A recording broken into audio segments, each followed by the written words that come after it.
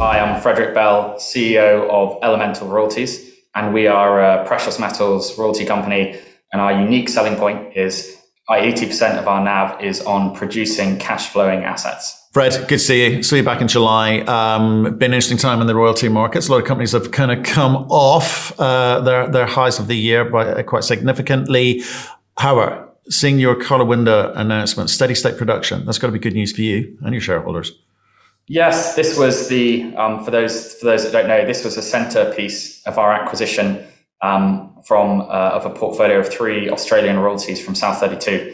And South 32 is the spin out from BHP Billiton, the world's largest mining company, and they've held some of these assets for a long time internally. And with the acquisition, they became our largest 19% shareholder and have a director on the board. And the Carlawinda royalty, it is a really high quality premium project, premium management team in Australia. And they had first gold pour on the 30th of June. And to have steady state production by the end of the quarter, by the end of September, is, in the words of one of the Australian brokers, it's one of the smoothest ramp ups that they've seen in the Australian mining sector in a number of years. And that's really important for us, major de-risking event, because this royalty, it will be adding $4 to $4.5 million US gross revenue a year, and it's starting with a 10-year reserve life. So really material event for Elemental. Okay, well, let's do the building blocks for people who perhaps not new to the story. What's your steady state revenue yourself prior to this? So we had about announced 5.1 million US revenue in 2020, and 2021 guidance was 7 to roughly 7.9 million US revenue. And that is with Carlawinda starting to come on. So with a full year of Carlawinda next year, it's 10 million US plus run rate. And I think that's really key point. Look at us today. We are enterprise value, so 92 US million market cap company with 10 million from next year US of revenue going forwards, with some not short minor assets, with some really high quality long life assets and major operators. So the valuation with Carlawinda in steady state production, I think is an absolute standout in the royalty space. What else does that allow you to do? Because we have talked in the past about the Sprott credit facility and chance of refinancing that. How long do you need this revenue to be coming in before you could consider refinancing that out? And it's a very good question. So we have approximately 25 million in debt with Sprott lending, and we have about 7 million in cash at the moment is our balance, cash flow positive. And one of the key, angles with the South 32 acquisition was the ability for us to then refinance that credit facility at a much lower cost of capital. And so the trigger for that has always been Carlawinda steady state production. That is what the bigger banks need to see. And I think it unlocks now the ability for us to progress those financing discussions on the credit facility, which is again, it's a major catalyst for us on that front, because if we can get a credit facility at call it 5% cost of capital, that is pretty unique for a 100 million market cap royalty company. Okay, so you got the Carlawinda on board. It's a significant one for you.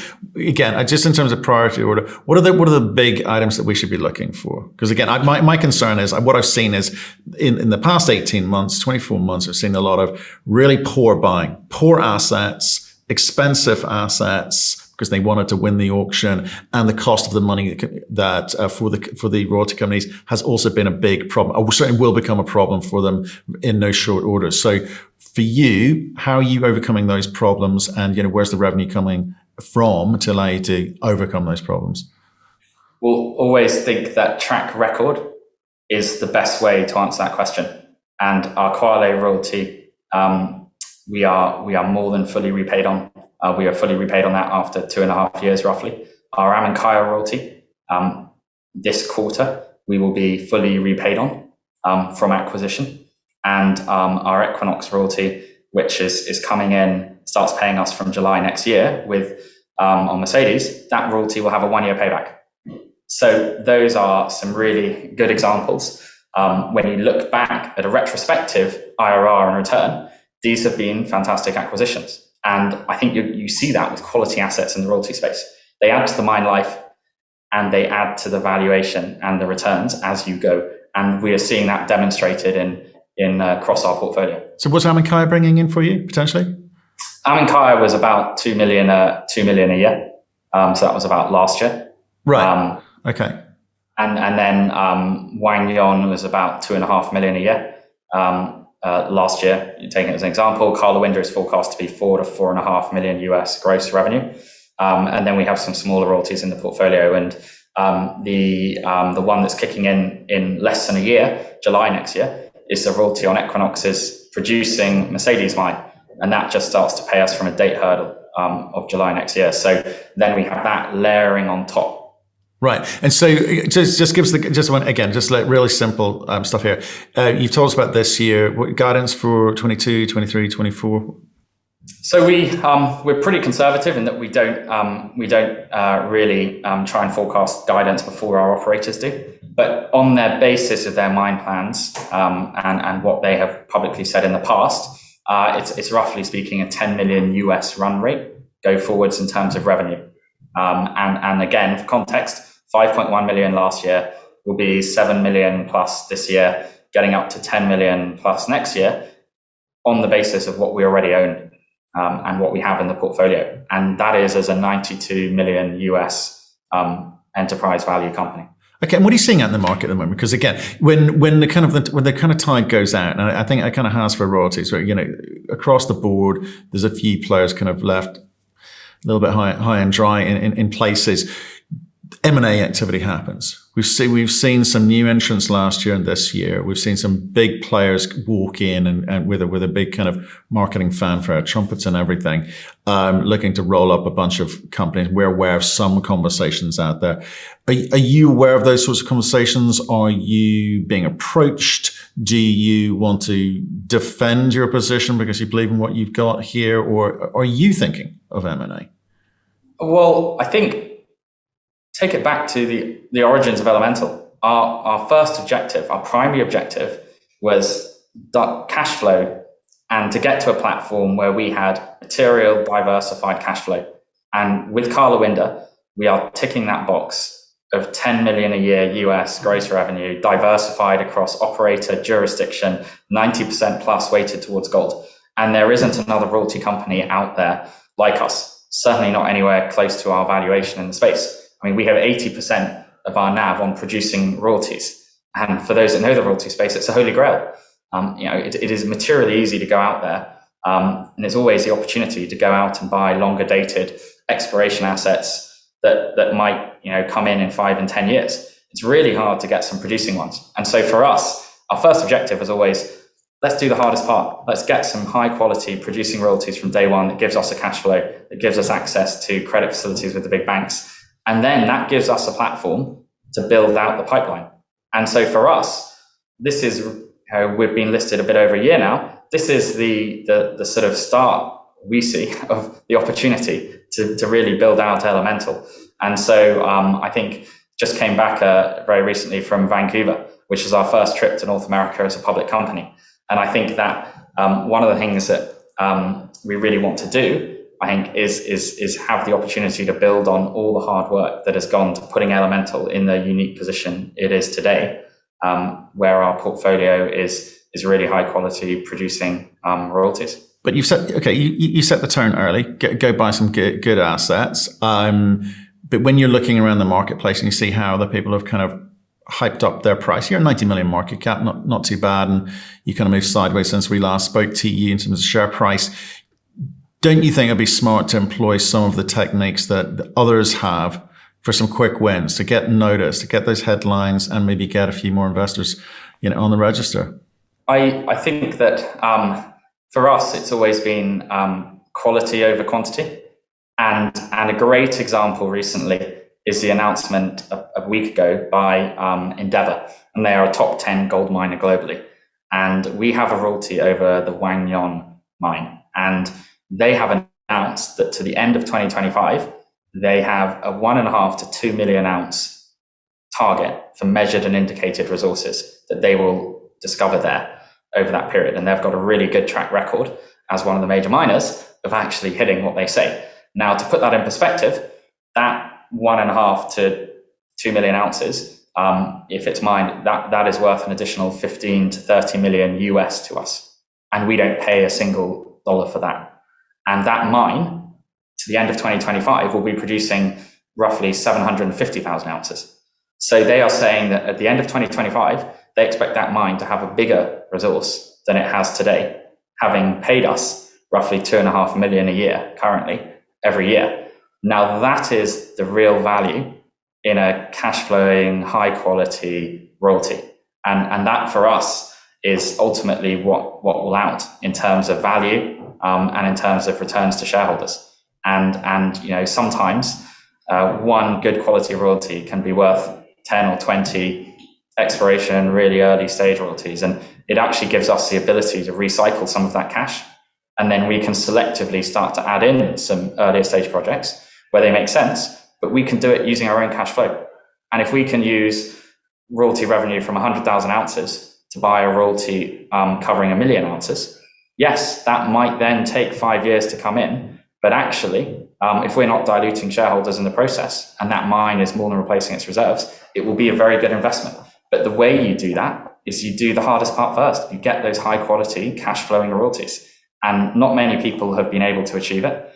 And I think for us, this quarter will be our best quarter.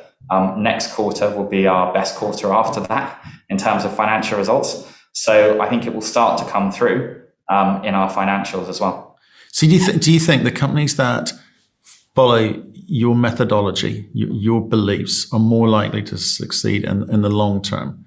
Because we talk about, insiders have a view. You talk about, oh, that's the holy grail as far as the industry goes. That's the holy grail. Tell that to a bunch of retail guys like, I don't know what you're talking about. That all assets are valued the same way. The brokers tell us that's the case, so it must be true. So we like these companies over here because they've got way more assets than you. That's the way it works, isn't it? Yeah, it does sometimes seem that way. But I think fundamentally there's a reason we have a pretty strong institutional shareholding base. And our top 3 shareholders own over 40% of the company. And our management owns 16%. And I think over the last 2 months, we've probably spent $150,000 plus in the market buying more shares. So we really believe it ourselves. Participated in all the last fundraisings we have done, as well as buying on the market. And the reason is because we look at these high quality producing assets and we can see the runway for them to be around in 10, 20 years, still paying us. And we never have to invest another dollar in those. And that is a huge difference. We know the mining space has 2,000 juniors, 2,000 developers, and we know that only a small number of those are going to make it into producing mines. And unfortunately, we also know that timelines are getting longer. It is taking longer now, it is a fact, to build, develop, permit a mine than it was in the past. The hurdles are not getting lower, they're getting higher. Cost inflation is starting to creep back into the mining industry in a way that it did in the mid-2000s. And as a royalty company, you're insulated from that because you're typically getting greater revenue. So for us, we're looking at the risk profile on a lot of these exploration development projects and going, these assets could be around in 5 years' time and you're still waiting. You haven't seen a dollar for it. And in a good market, in a buoyant market, maybe you get some value on the upside there. People look for leverage and they look for upside. But sometimes when the waters recede, it's a glass half full and people look to you and go, hey, are you cash flow positive?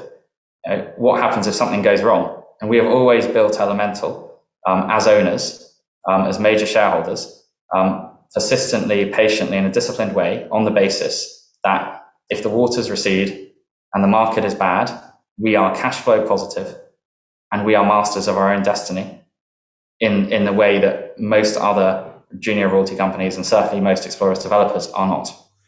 So you're saying investing in royalty companies is an anti-inflationary measure in a way, right? Because you're not exposed to inflation pressures that the miners are. But as an investor, how can I best protect myself? What would you be looking for if you're investing in another royalty company? What precisely and concisely are the measures which by you judge other royalty companies? Well, number one, and I've learned this myself as an investor, number one fear is dilution. Am I going to get diluted at some point in a disastrous financing when the market goes wrong and everyone's caught? And so to answer that, the way we've always done it is cash flow. Are we cash flow positive? And if we are, then whenever we're looking to do a financing, it's not a necessity. It's an option. It is a decision we can make in the best interest of shareholders. And that is the number one key for any investor in the space, I think. And number two then is put the assets of a royalty company into two buckets. Put them into the producing bucket. Okay, this is de-risked actual real revenue that we can value today and we know what it is. And then put all the other assets, development, exploration, in another bucket and say, okay, what is the risk profile here? And it's materially higher. We know that. Mining space investors, we know it's the high risk. And actually, when you do that, you can I think get a different view on the valuation from a risk perspective. Because I think if you can get producing royalties in a junior like us, that you typically only get in mid-tiers and above at the scale we're at, I think that's a major de-risking event. And we have shown consistently. We started this company, it was a startup, 2017, £20,000 idea. And we've taken it through to today, raising money at a higher share price every single time, from 27 cents roughly Canadian to sort of 150, which was the last fundraise we did. And at the same time, we've taken our revenue from $400,000 a year every year, increasing it up until next year, which should be sort of 10 million plus. So again, that is what I'd look for in a royalty company is, are they smart going out doing clever deals, that actually add value to shareholders? Do they have cash flow to protect me on the downside? And then, this is a 100 million market cap company. I want to see what the upside is. And I think our upside has been really well demonstrated just in the past few weeks. Wang Yon talking about adding another 1.5 to 2 million ounces. Aminkaya came out last week and said that Austral Gold's Aminkaya, they said that they'll have a resource and reserve update in Q1 next year. Again, we're not paying anything for this. And then at Karlawinda, I think having hit steady state production after 3 months it's a really, really impressive achievement in any sort of standard. And I think what's most encouraging for maybe investors who don't know the track record of the team there at Capricorn, they have built 2 multi-billion-dollar gold mining companies. And the last one, Regis Resources in Australia, which they left to come into Capricorn and build up Karlawinda, they built 3 mines there in 5 years. And all 3 of those mines ended up 30 to 50% bigger than what they started with.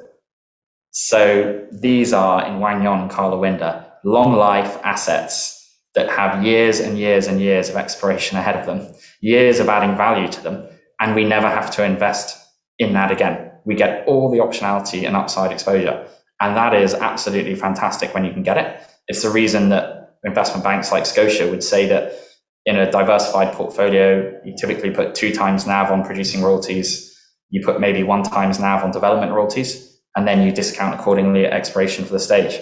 So for us to have a portfolio of 80% producing royalties, trading at maybe 1.1 times NAV, trading at less than 10 times revenue for next year, it's an anomaly on any metric if you look across the royalty space. And to do that in a company where I think we've got the track record of demonstrating value add growth, and I think as time goes by, being able to demonstrate more and more the value in some of our royalties that we've already acquired, I think that's a really potent combination.